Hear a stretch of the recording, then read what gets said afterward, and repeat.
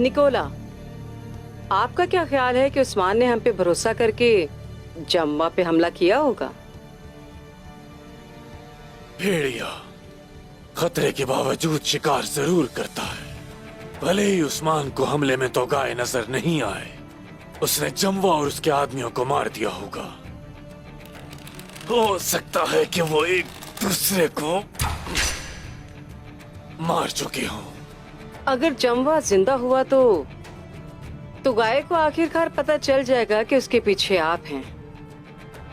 जम्वा ने जो कहा उसके मुताबिक मंगोल नए कोलोजा सार्तेकफुर पर सल्जूकों से दबाव डलवाएंगे कि वो उन्हें ज्यादा से ज्यादा महसूलात अदा करे।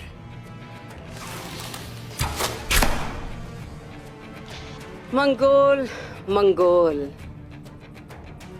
उन्हें सिर्फ टैक्स में दिलचस्पी है। उन्हें ना तो सल्जूकों की परवाह है ना बाज़ंतीनियों की। कालानोस कल यहाँ होगा। मैं सिर्फ सूद हासिल नहीं करूंगा बल्कि तोगाय को मारने का शर्फ भी हासिल करूंगा। कालानोस उस्मान के हाथों मरने वाले अपने भाई का बदला लेने के लिए जल्द आ रहा है। जो इंतकाम लेते हैं वो बागी हो जाते हैं। मैं कालानोस के गुस्से को अपनी फतह के लिए इस्तेमाल करूंगा।